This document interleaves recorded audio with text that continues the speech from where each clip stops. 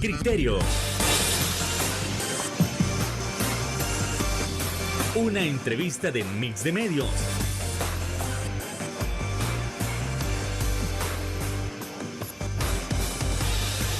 Que aborda frontalmente los problemas de El Salvador con los verdaderos protagonistas y plantea soluciones.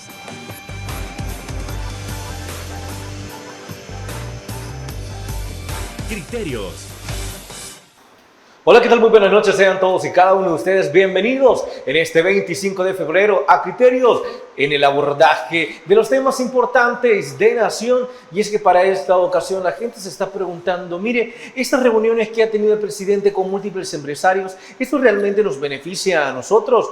Mire, y el hecho de que esté fortaleciendo sus relaciones con empresarios que son de Guatemala o que son de otros países, esto quiere decir que nuestra economía, que nuestro sistema empresarial poco a poco comenzará a cambiar, a transformarse. Bueno, eso y más lo estaremos abordando esta noche con nuestro invitado especial. Estamos hablando del analista político, sí, Luis Enrique Contreras. ¿Qué tal, mi estimadísimo? ¿Qué tal? Buenas noches. Buenas noches, un gusto estar nuevamente en tu programa. Ya teníamos días de no poder conversar, no habíamos coincidido con las agendas, ¿verdad? Cierto, sí. Pero ahora es una noche perfecta para poder abordar esos temas. Y es que también la gente se está preguntando, Luis Contreras, con respecto a, mire, estas constantes reuniones que el presidente Bukele está teniendo con los empresarios, esto quiere decir que ellos confían en un buen clima de inversión, aparte de la seguridad, ¿no? Que los mismos empresarios le han dicho, mire, antes nosotros dudábamos o teníamos que pagar más por una situación de seguridad. ¿Qué significado se le da a estas reuniones? No, definitivamente, yo creo que hay que contextualizar e indudablemente si en el 2019-2020, llamémosle meses antes de la pandemia, el presidente de El Salvador hubiera hecho esa convocatoria, creo que no habría habido una respuesta favorable, me explico. ¿Por qué? Porque El Salvador tenía altos índices de delincuencia, no solamente la violencia homicida, recordemos que las maras y pandillas generaban una ramificación de delitos, que eran las extorsiones, desplazamiento forzado. La violencia homicida era lo más visible, obviamente, porque la vida humana es lo más importante. Sin embargo, muchas empresas, inclusive, que actualmente operaban en aquel momento en el país, y ahora también, yo conocí inclusive a personas que eran los jefes de seguridad de ellos y que negociaban con pandillas, que hacían ese manejo de crisis para que permitieran venderles en territorios que ellos controlaban. Me explico, es decir, dicho esto, después del plan control territorial, el régimen de excepción y esta captura masiva que se ha tenido de pandillas, y que indudablemente en nuestro país hay zonas que antes eran inviables para poder ingresar, ahora lo es de una manera tranquila, Soyapango, La Campanera, etcétera, que era impensable. Lógicamente, debido a esos logros, viene el presidente de El Salvador, hace esa convocatoria y lógicamente a esa seguridad ciudadana que es corroborable ahora, vienen ellos con mucho gusto a decir, no, realmente es un país en el cual puedo invertir. Es más, en el discurso pudiste ver a un guatemalteco empresario, sabemos, de un pollo muy importante, tanto allá como acá, que dan como 9,000 empleos aquí en El Salvador. Y donde él dice, él mismo mencionó, en Honduras y Guatemala no podemos operar igual por la delincuencia. Todos sabemos los altos índices de delincuencia que tiene el hermano República de Honduras. A pesar de haber implementado un régimen de excepción en más de 70 departamentos, no ha tenido los mismos resultados, porque no han tenido un plan articulado como el de El Salvador, me explico. Dicho esto, es como estos empresarios vienen a reunirse con el presidente de El Salvador y eso se avisora bastante bien. ¿En qué sentido? Recordemos que todos están exigiendo mejoras económicas, dinamización de las empresas, que la canasta básica está muy alta y obviamente así es, yo creo que las últimas encuestas así lo evidencian. Una vez neutralizadas las pandillas, la seguridad pública es el pilar, la piedra angular de la economía de los países. Ahora viene el siguiente paso. Y yo creo que el presidente sí lo ha explicado también.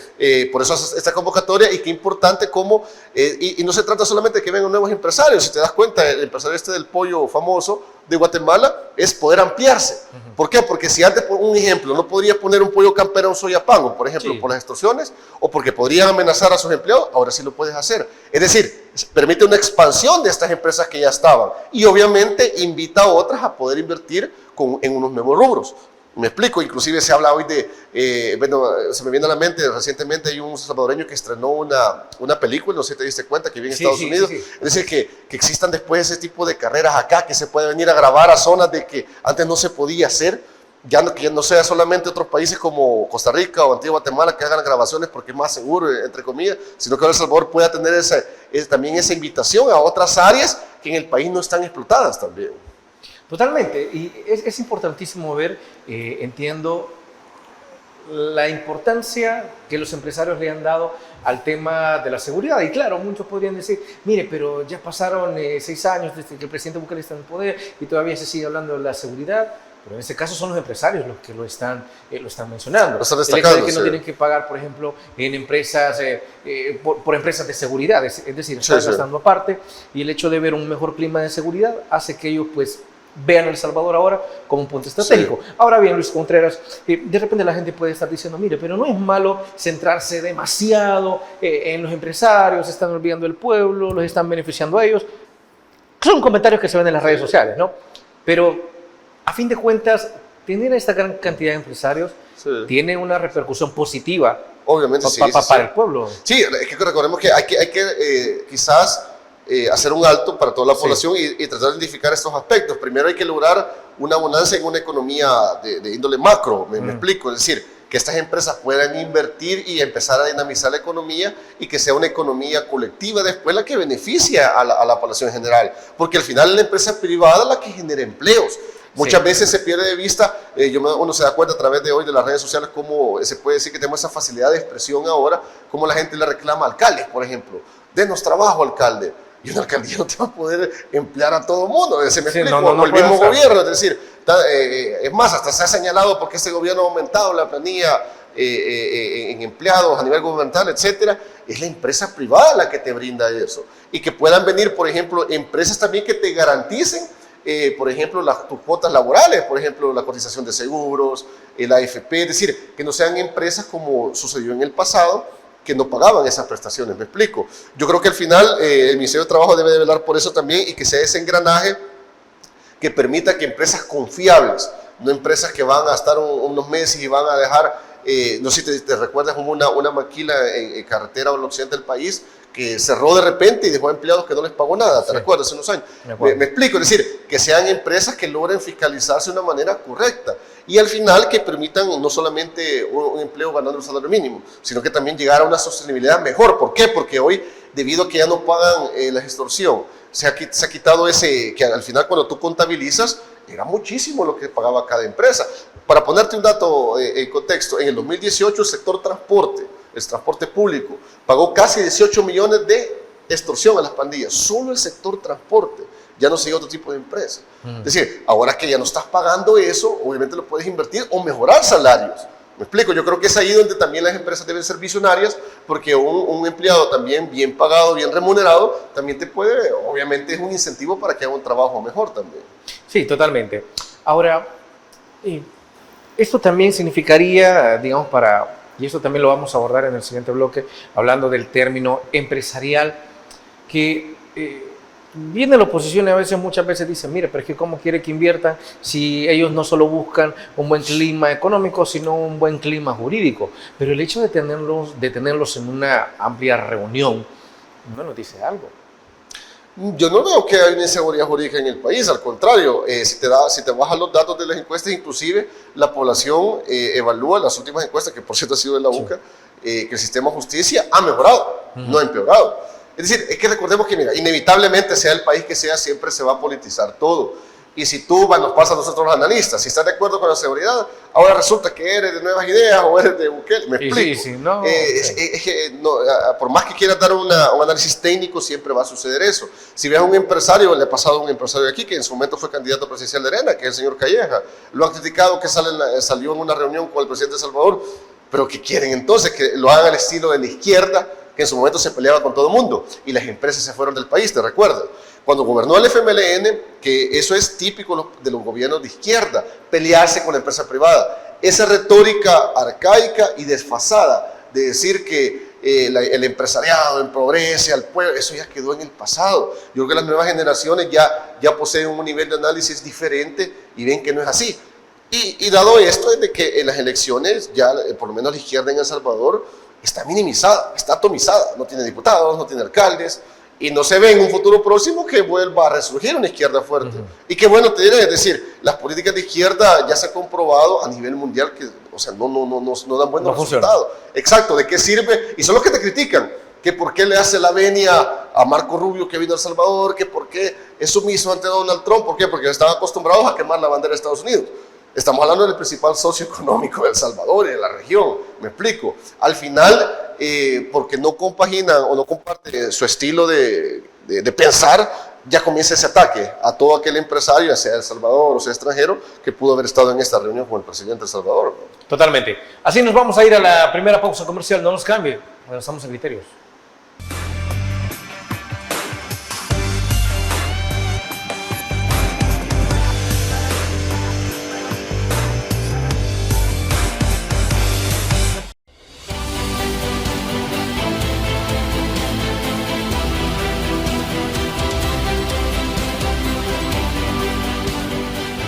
Nuestro compromiso, nuestra pasión, son algunas de las cosas que nos caracterizan como salvadoreños.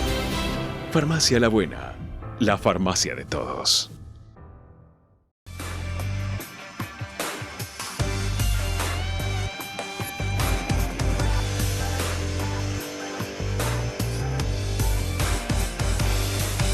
Gracias por continuar con nosotros en Criterios, donde estamos abordando el tema de la reunión de múltiples empresarios con el presidente Bukele. Ahora bien, Luis Contreras, desde el bloque pasado ya veníamos hablando sobre que este clima no era el que se percibía precisamente, al menos durante los gobiernos del FMLN. Podríamos hacer un símil con los gobiernos de Arena, pero con el Frente parecía que eso se detuvo, disminuyó. Sí. Y yo recuerdo que en una ocasión yo tuve un docente que me decía, y criticaba a Mauricio Funes, el docente, y me decía, ¿cómo quiere que las empresas le den trabajo a la gente si primero las está golpeando, y las estás mandando a irse, las estás criticando, y entonces, y vos no le vas a dar trabajo, me decía él. Entonces, hemos visto una transformación significativa de esa visión empresarial, si es que se le puede llamar visión empresarial, de los gobiernos de izquierda con el gobierno del presidente Bukele. Sí, indudablemente, inclusive se fueron alrededor casi de 21, 22 empresas extranjeras cuando estaba el FMLN gobernando. Y no solamente eso, te recuerda siempre esa discrepancia, esa retórica pleitista, diría yo, con las empresas nacionales, o con las gremiales, con la Cámara de Comercio, con ANEP. Un FMLN siempre en esa... Siempre hubo ese roce. En esas querellas, exacto.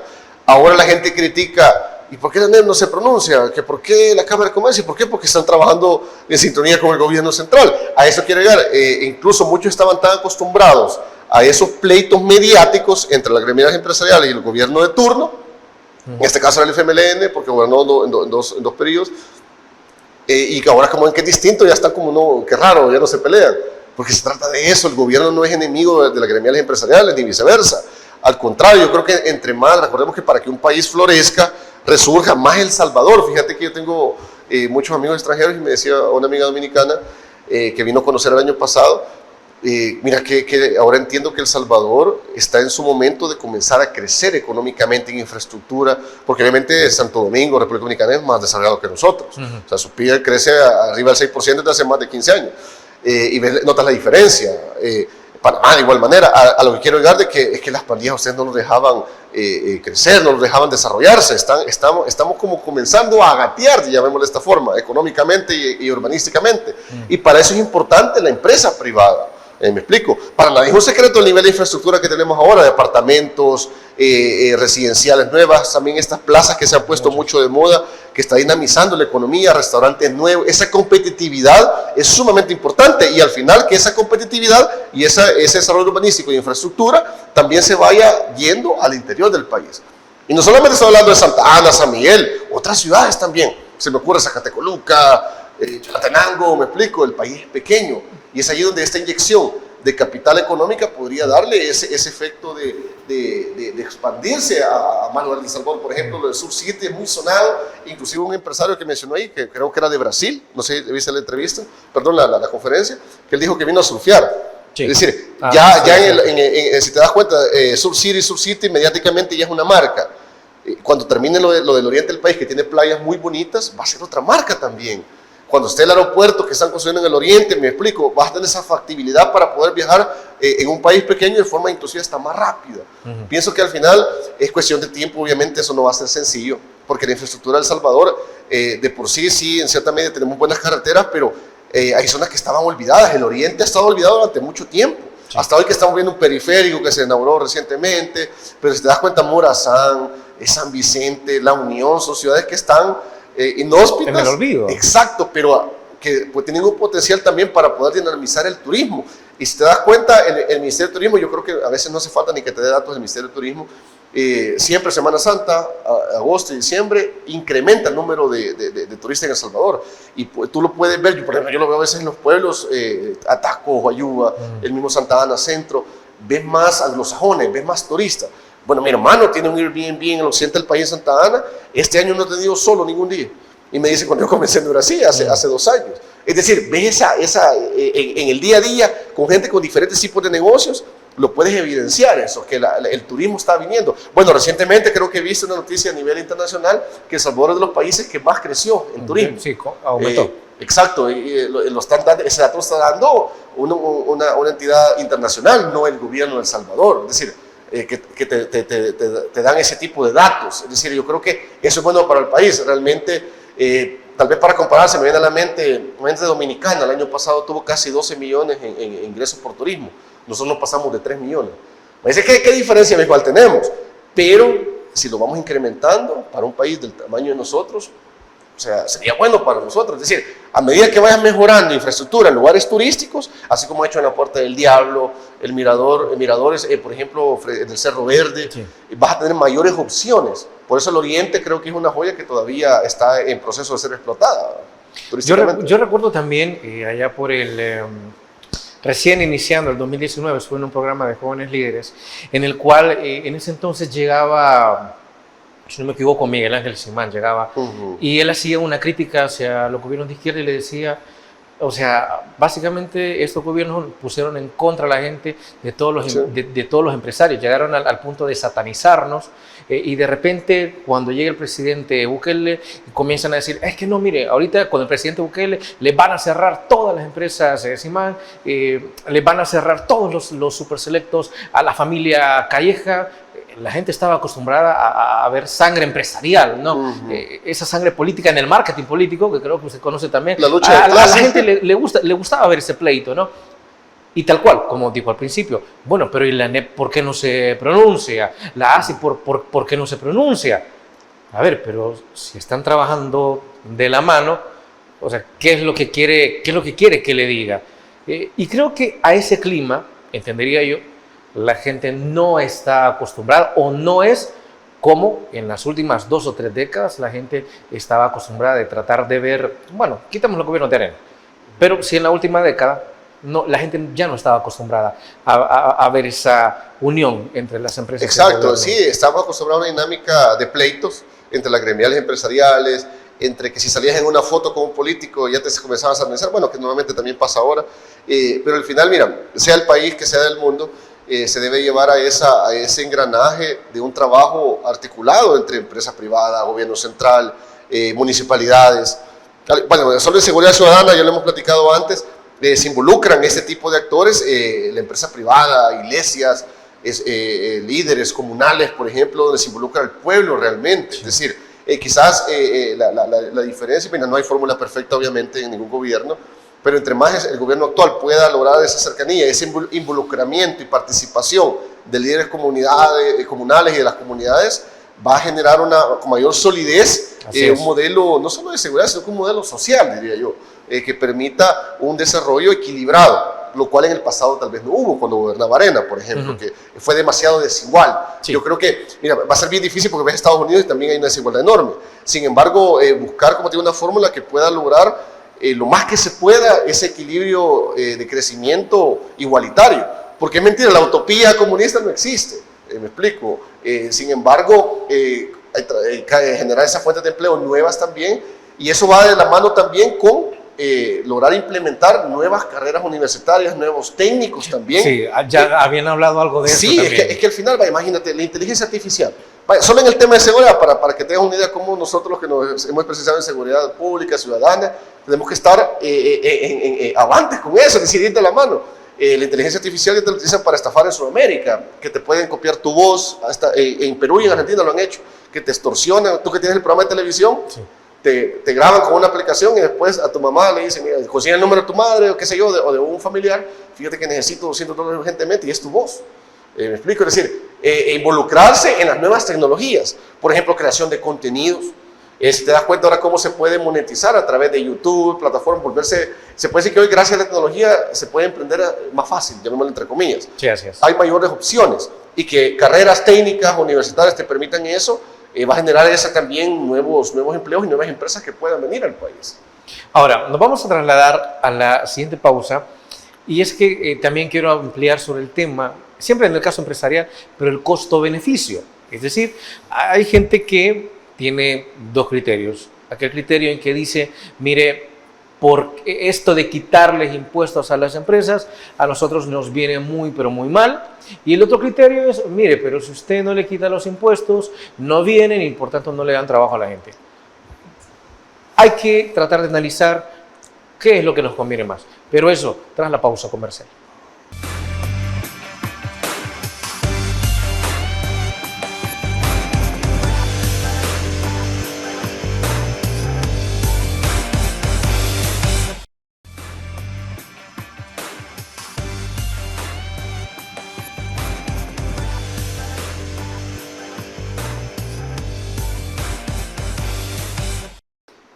Si nosotros no le quitamos los impuestos a las empresas, no van a querer venir y no van a querer darle trabajo a la gente. Entonces es un costo-beneficio aceptable. El otro punto, el otro criterio es, mire, pero es que si usted le quita impuestos a las empresas, entonces quiere decir que las está beneficiando mucho más, que no está beneficiando al pueblo, que eso es un ingreso que el Estado deja de percibir. Ok, está bien. Pero en cuanto al costo-beneficio, ¿con cuál nos quedamos?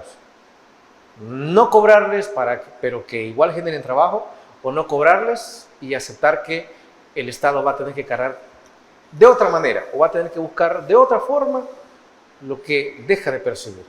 Por favor, Luis Contreras. Sí, recordemos de que tanto para esas propuestas o para una de seguridad, por ejemplo, todos los gobiernos cuentan con una asesoría, en este caso de índole económico, que para hacer esa propuesta, que puede ser temporal, no quiere decir que va a ser permanente. Ya hay una propuesta, plan de contingencia económico, que va a decir, en estos meses no se va a cobrar impuestos a empresas para incentivar a que vengan a invertir a El Salvador, y vamos a lograr cubrir de estas otras áreas. Sí. Porque quieras o no, te recuerdas que desde años atrás, inclusive de que estaba el exministro Zelaya en Hacienda, sí, siempre el Fondo Monetario Internacional, siempre, como 2 años consecutivos, recalcó, enfatizó que se había mejorado la recaudación fiscal en El Salvador. Es decir, que habían empresas que no pagaban, que habían logrado que sí estuvieran pagando. Yo creo que ahí se puede compensar. Y puede ser, obviamente, de índole temporal. Así como muchas veces hacen las alcaldías que te exoneran de mora a personas que se han atrasado en el pago municipal de impuestos, ya sea para el mes de diciembre, que en cierta medida tienen el incentivo del aguinaldo, muchas personas. Sí. Y es eso. Pues nada más un anzuelo para que sea de forma temporal, pueden invertir. Ya cuando estén en funcionamiento esas empresas, ya obviamente pues puedes pagar impuestos, no quiere decir que va a ser de forma permanente. Yo creo que al final cada propuesta que lleve como un sacrificio, llamémosle de esta forma, económico por un lado, lleva un plan de contingencia por otro. Es decir, no es como alguien estaba diciendo por ahí, es que mire, qué alarmante, le está regalando el país a las empresas y porque está convirtiendo a El Salvador en un paraíso fiscal donde permanentemente van a estar libres de todo impuesto. Es que eso quiero llegar, yo creo que es como, son análisis demasiado... ¿Extremistas? No extremistas, sino que demasiado impulsivos también, en el aspecto de que cuando viene Marco Rubio a la visita a El Salvador, y ya se le arrodilló a Marco Rubio, o sea, no tiene sentido hacer este tipo de comentarios. Son acuerdos entre países, acuerdos políticos que llevan tiempo, que no vimos todavía un acuerdo del TPS, que el tiempo le ha venido nada más a sondear cómo está el terreno político de El Salvador y los otros países de Centroamérica que visitó, para ver qué acciones tomar o qué poder ofertar, me explico. Son procesos que llevan tiempo, es decir, no de la noche a la mañana. Yo creo que al final mucha gente que puede criticar ese tipo de cuestiones son indudablemente opositores a todo el gobierno. O a veces mucha gente que tal vez no comprende ciertos aspectos políticos. Pero lo mismo con las empresas, no quiere decir que va a ser de carácter permanente, sino que es para incentivar. ¿Por qué? Porque El Salvador necesita mucha inyección de capital hoy por hoy, para que ese dinamismo económico vaya siendo un beneficio económico colectivo para la población, es decir, generación de empleo, sea lo más equilibrado posible. Obviamente, como yo le decía en un segmento, la utopía comunista no existe, que todos vamos a estar bien 100% va a ser mentira. No. Pues, mira el caso de Estados Unidos, por ejemplo. Muchos ponen el ejemplo de China. O sea, económicamente, bueno, tenemos que hacer un programa completo, el caso de China. Políticamente se ha sacrificado la parte económica, la cuestión ideológica de izquierda. Es un país del cual es un hermetismo en otros aspectos, libertad de expresión. Pero al final no hay fórmula perfecta. Yo creo que el gobierno actual está haciendo lo posible para lograr esa inyección económica que tanta falta le hace hoy por hoy a El Salvador para tener ese desarrollo en un mediano largo plazo. Ahora, Luis Contreras, algo que se mencionó es la visita de Marco Rubio. Y con esto quiero saltar a otro punto, siempre del mismo tema, bueno, a otro subtema, y es el caso de cómo ahora van a ser las relaciones con Estados Unidos, dado que estamos hablando de dos empresarios que gobiernan sus países, desde luego. El presidente Bukele es empresario, Trump maneja a Estados Unidos, ya lo ha manejado una vez, y no más con la visión política, sino con una visión empresarial. Y creo que ahí se puede ver una diferencia con respecto a otros presidentes, incluso republicanos, ya no hablemos de los demócratas, de otros presidentes republicanos. Entonces, dada la visión de Trump y dado que pareciera que el gobierno salvadoreño conecta más con las ideas de los republicanos, o más bien el Partido Republicano, pues le da más entrada al gobierno, más que los demócratas, y pueden mejorar nuestros beneficios, nuestras relaciones, podemos conseguir algo más. Sí, en definitiva sabemos que había un distanciamiento con Biden y su gobierno demócrata. Sabemos de que los demócratas promueven mucho también, la cuestión LGTBI, el aborto, algo que no está en sintonía con el gobierno de El Salvador, y que bueno, por eso Biden promovía mucho eso, Kamala Harris de igual manera, eso no es un secreto, apoyaban a Planned Parenthood y otras organizaciones abortistas. Trump se ha diferenciado de eso, y te das cuenta cómo a nivel de la región está cambiando eso. Ves a Milei en Argentina también, un presidente pro vida, antiizquierdista. Ves aquí en El Salvador también que es un presidente pro vida. Trump vuelve al poder nuevamente, y también algo que ha marcado mucho a Estados Unidos, o la política en general actual, es que ahora la gente está acostumbrada a políticos más pragmáticos, que te resuelvan en el menor tiempo posible. Es decir, ya no tan político, burocrático, negociaciones que no llegan a nada, negociaciones estériles, me explico. Y Trump se ha caracterizado por eso, es un empresario grande, como tú lo decías. Y al final, pienso yo, soy del análisis que ha venido con un discurso agresivo también para diferenciarse de la política laxa e internacional de los demócratas, que al final tal vez ese discurso agresivo no es que realmente lo vaya a materializar en todo aspecto. Ves el caso de México, por ejemplo, llegaron a un acuerdo, el caso de Colombia, el caso de Panamá de igual manera. Obviamente necesitaba, en este caso, Trump y su gobierno, entrar con esa carta de presentación, porque ves el acercamiento exponencial que está teniendo China a nivel geoestratégico. Y obviamente tú sabes que la lucha de poderes a nivel global siempre va a ser así, ya sea con China, en su momento fue con la Unión Soviética, y esos acuerdos geopolíticos obviamente era necesario que los comenzara a sentar un precedente ya Trump. Pero sí, es decir, nos beneficiaría mucho en el aspecto que hay muchos empresarios estadounidenses de origen salvadoreño que están viniendo a invertir en El Salvador desde que estaba la administración Biden. Ahora pueden acercarse hasta más incentivados, ya que tienen el respaldo del nuevo gobierno de Estados Unidos. Porque imagínate qué curioso, cuando estaba la administración Biden, yo recuerdo que un par de veces emitieron una alerta de inseguridad en El Salvador cuando ya no lo había. Bien triste, porque en cierta medida estás evitando o estás mintiendo a la población estadounidense que seguimos inseguros, y no era así. No sé si te recuerdas de eso.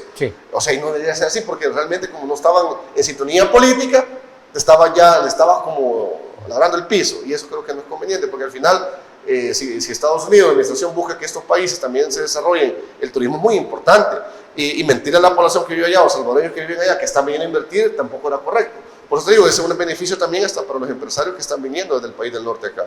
Ahora, un último punto para cerrar este bloque, y es que hay gente que está diciendo, mire, pero usted dijo que El Salvador no era patio trasero de Estados Unidos. ¿Cómo se le pudo arrodillar a Marco Rubio? ¿Por qué no lo hizo como la presidenta de Honduras, ¿por qué no hizo como Claudia Sheinbaum en México o como Gustavo Petro en Colombia? ¿Por qué el presidente Bukele tuvo que hacerlo? ¿Realmente lo hizo? Es lo que le hablamos en un segmento, de que al final, recuerda que los presidentes tienen que volverse verdaderos estadistas. ¿Y de qué te sirve una retórica pleitista, como en su momento lo hizo Petro? Sabemos que es un presidente de izquierda, que no es muy popular, no tiene un apoyo del 50%, ni no pasa del 50%, creo, sí, en su país. La presidenta de México va asumiendo el mandato, gobierno de izquierda también, del partido López Obrador. Igual Honduras, si te fijas, los presidentes que han estado en esa sintonía son de gobierno de izquierda. Siempre ellos han buscado ese encontronazo con los imperialistas, los yanquis, que es una retórica que ya está desfasada. Y al final terminaron cediendo ante lo que Estados Unidos estaba proponiendo, ¿me explico? Entonces, ¿de qué sirve un desgaste mediático de esa forma si al final vas a terminar cediendo? Yo creo que hay que saberlo manejar de otra forma. No se trata de pelearse, como te digo, no tenemos igualdad de condiciones para negociar. Ningún país de América lo tiene con Estados Unidos. O sea, no somos potencia. Tampoco se dice que le vamos a besar los pies o se va a reír el presidente del Salvador. No lo ha hecho tampoco. Al contrario, llegó con ofrecimientos muy puntuales, los cuales nosotros no hemos visto de igual manera en los otros países, sino que nadie se esperaba. Miren, nosotros tenemos una casa de máxima seguridad, de última generación, que podemos albergar presos y ustedes nos pagan por tenerlos, en lugar de que paguen a prisiones privadas en Estados Unidos. Es decir, no se lo esperaban los norteamericanos. Es decir, ya tienen una forma más estratégica de poder negociar y después, miren, ya platicando de otra cosa, ver cómo no nos manden masivamente una deportación, que la economía, porque en cierta medida una deportación masiva podría incrementar la delincuencia nuevamente en El Salvador. ¿Me explico? Y en la región, no solamente acá. Sí. Eso sería contraproducente que Estados Unidos hiciera eso. Porque en su momento, en el primer gobierno de Trump, él reclamaba a Honduras, Guatemala y El Salvador que por qué no habían detenido la migración masiva. Si estaban ayudando mucho económicamente a Estados Unidos, ¿qué hacían con ese dinero? De hacer esa deportación masiva generaría más desempleo, delincuencia, delitos de oportunidad como robos, hurtos. No conviene tampoco hacer eso. Así es. Por eso, de forma más estratégica, el presidente de El Salvador puede plantearlo en diferentes aristas, ese tipo de negociaciones. Totalmente. Sí. Bueno, así nos vamos a ir a la siguiente pausa. Regresamos rápidamente en Criterios.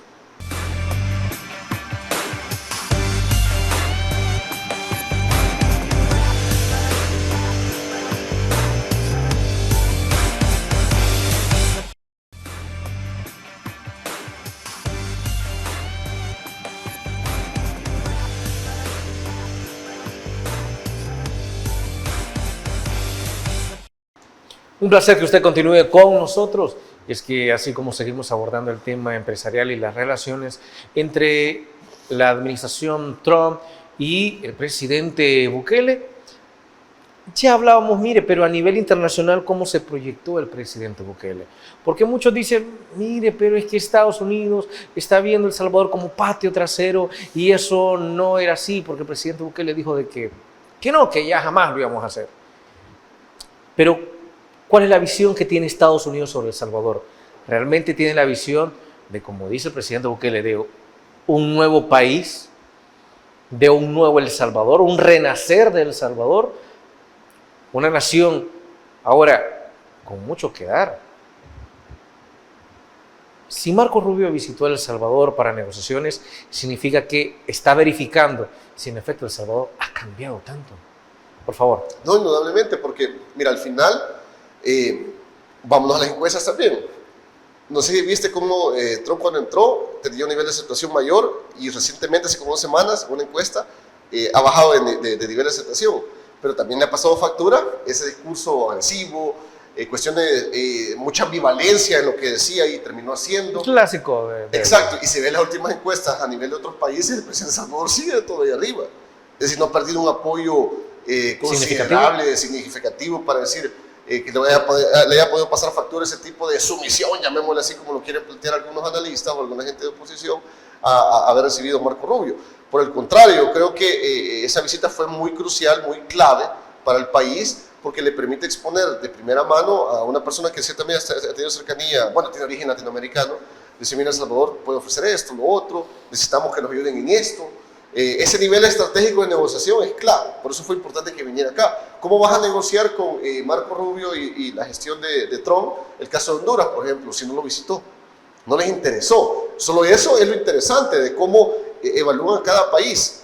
Y el hecho de que no haya visitado Honduras y otro país de la región sí, puede ver de que no esté en sus planes en corto plazo tal vez ayudar a ese país vecino y que esté en problemas ahorita de delincuencia, año electoral. Habría que ver la lectura que le están dando a este país, que realmente la delincuencia no la han podido controlar como nosotros. Por eso es importante destacar eso. Yo creo que al final sería interesante este año los acuerdos que se puedan llegar, si se va a concretar lo de la cárcel, por ejemplo, si se van a tomar proyectos hoy con la extinta USAID, por ejemplo, que fíjate que es normal que un gobierno que es republicano, no es demócrata, venga y fiscalice cualquier tipo de proyecto, porque no ha sido otro proyecto. Ven que se están gastando los fondos. Bueno, se ha sabido que USAID se ocupaban fondos para cosas que realmente no eran proyectos de ayuda en algunos lugares. No podemos decir, no vamos a generalizar y decir que todo ese era despilfarro, no es así. No, desde luego. Que en otros, en algunos lugares sí promovían la cuestión LGTBI, por ejemplo, ya lo comprobaron este gobierno que asumió. Y por eso, ¿qué deciden ellos? Mejor lo pausemos y reconfiguremos. Puede que se eche a andar con otro nombre, por ejemplo. ¿Me explico? Pero esa ayuda, Estados Unidos no puede quitarla 100%, porque si no va a venir China con ayudas también económicas a sustituir estos programas, me explico. Es decir, al final lo que va a hacer Estados Unidos es reconfigurar eso, tal vez con otro nombre, orientarlo bien de esos recursos para seguir ayudando a estos países de la región. Totalmente, y eso realmente no había caído en cuenta, que estamos hablando, mire, si usted me quita la cooperación norteamericana, bueno, pero eso es un punto importantísimo para China, porque lo ve como una estrategia, es una oportunidad para ellos de establecer una propia agencia de cooperación igual o más fuerte, y Estados Unidos entendería que no se podría descuidar en ese asunto, ya que está tratando de recuperar su influencia en la región. Bueno, pero... Ahí puedes ver lo que te mencionaba, de que la política demócrata internacional siempre es más laxa, ha descuidado muchísimo a la región, y de China ha comenzado a posicionarse.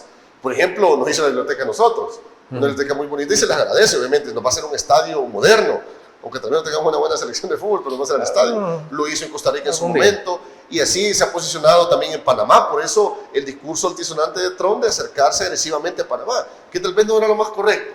Eso te soy franco, no fue una manera correcta de decir vamos a recuperar el canal, demasiado injerencista, invasivo. Yo creo que la diplomacia a nivel internacional ya no estamos para esa época, ¿me explico? Ahí sí falló. Exacto. Lo hubiera esperado más con países obviamente que tienen problemas con los yihadistas y todo eso, que obviamente es distinto el contexto geopolítico, pero al final es eso.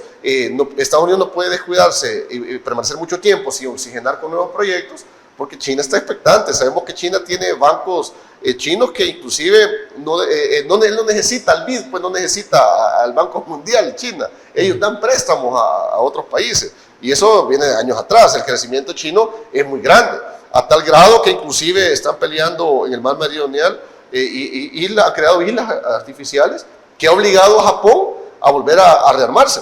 Que ellos en su constitución establecieron que ya no podían declarar la guerra, se iban a desarmar, pero esa amenaza asiática, que sabemos que ellos han tenido sus problemas en la Segunda Guerra Mundial, les ha obligado a eso. Es decir, como decía Napoleón Bonaparte, China es un león dormido, y cuando despierte el mundo va a temblar, decía Napoleón. Y realmente, obviamente, Trump y su gabinete de asesores y gente, tenemos Elon Musk ahí, que es un tipo a nivel empresarial tecnológico de primer nivel, que lógicamente es un buen aliado para él, ¿me explico? Sí, claro, y en cuanto a tecnología, y sabe todo lo que él conoce, lo que pretende, la visión de él, la comparte con Trump. Entendería que eso es beneficioso para la administración. No, definitivamente. Fíjate que es un aliado importante en ese aspecto, y comparten ideales. Por ejemplo, se ha declarado anti-LGTBI también. En su momento, cuando él compró la extinta Twitter, que ahora es X, los izquierdistas que tanto te dicen que hay que tener libertad de expresión, habían vetado a Donald Trump de la aplicación, ¿te recuerdas? Él lo devolvió otra vez a la palestra de redes sociales en X, con el nuevo nombre. A lo que quiero llegar es que realmente se trata de eso. Si vamos a debatir, hagámoslo públicamente todos, pero no vas a comenzar a vetar porque tu opinión no es porque no me gustó. En sintonía. O lo que hizo Mark Zuckerberg en su momento. ¿Te recuerdas que el Congreso lo emplazó a Zuckerberg? Que por qué había contenido pro vida lo había vetado. Y él pidió disculpas. Porque sabemos que Zuckerberg con Facebook ha promocionado muchísimo eso. ¿Y qué pasa ahora? Hoy se declara también apoyando a Donald Trump. Realmente porque ve que el capital económico ahí está. No se puede divorciar del presidente de su nación, ¿me explico? Y se ha vuelto un aliado más también en este caso de la gestión actual de Trump. Totalmente. Sí. Bueno, con esto nos vamos a trasladar a la siguiente pausa. No os cambie. Regresamos en breve.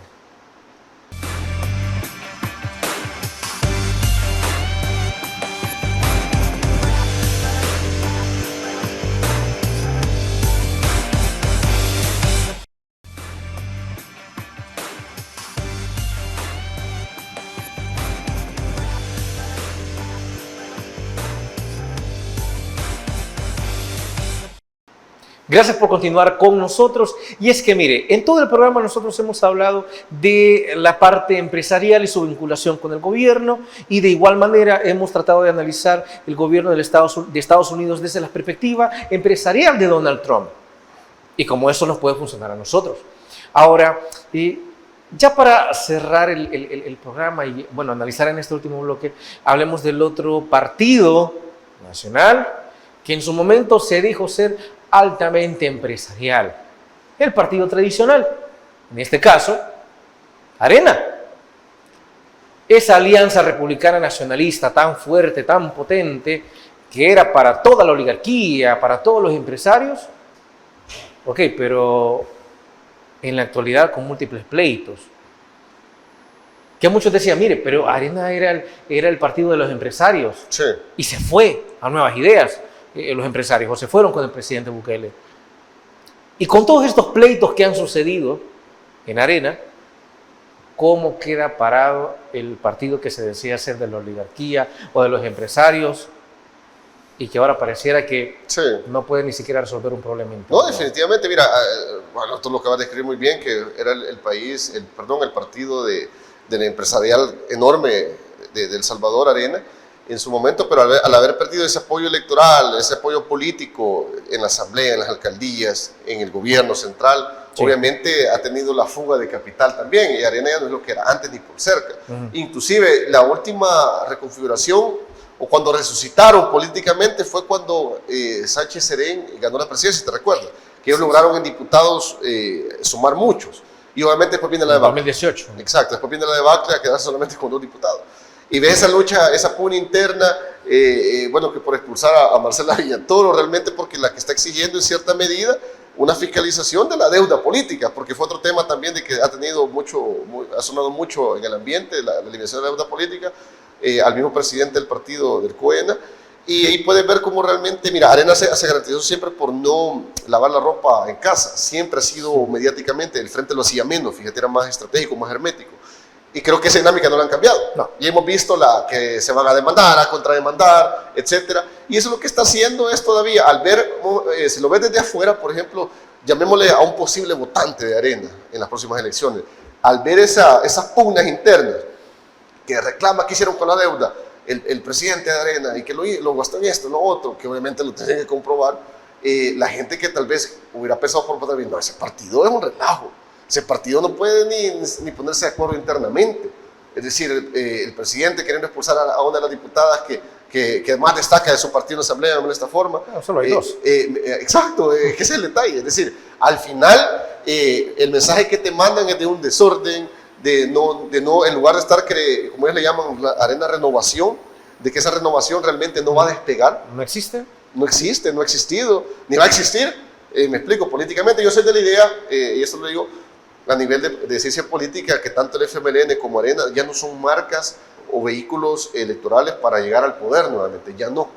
Eso súmale cuando ves gente que todavía, más que todo el FMLN, que ha tenido menos renovación, o ves a un señor Flores, el chino Flores, el secretario del partido, con discursos chistosos, puedes decir. Ajá, ya no sé comer serio. Pollo del otro pollo ayer, es decir, algo risible, al final no tomándolo en serio. Sí. Aquí hoy por hoy obviamente es importante que hagan partidos de oposición, sin embargo hoy por hoy Arena el FMLN debido a su pasado y que no han sabido enrumbarlo, como lo decía en su discurso Arena Renovación, ya no son viables, sí, ya no son viables. Difícilmente van a tener ya opción política para las elecciones que vienen, difícilmente. Es decir, ya no es cuestión de necesitan una renovación, no. Sino que el vehículo es imposible, es imposible. Es difícil. Cumplió su tiempo. Sí, definitivamente. Y eso pasa en todos lados. En el mismo El Salvador hubo partidos políticos que desaparecieron en la época 60, 70, que estuvieron en el poder y ya no fueron viables. Pues el caso como se ha minimizado PCN y PDC, por ejemplo. Sí, que eran los monstruos de aquella época. Exacto.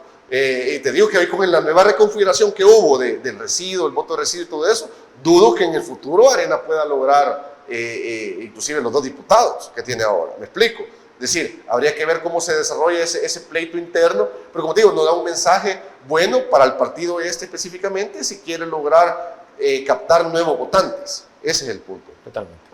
Bueno, Amigos y amigas televidentes, hemos llegado al final. No nos vamos sin agradecerle a nuestro invitado por ese análisis de esa relación entre gobierno y empresarios como tal. Esperamos tenerlo próximamente. No, con gusto, siempre un gusto. Aquí también un saludo a tu audiencia, que sé que es bastante en las noches aquí en Criterios, así que siempre a la orden. Encantadísimo. Amigos y amigas televidentes, gracias por habernos sintonizado una vez más. Como siempre, recuerde que el criterio más importante lo tiene usted. Que descanse. Feliz noche.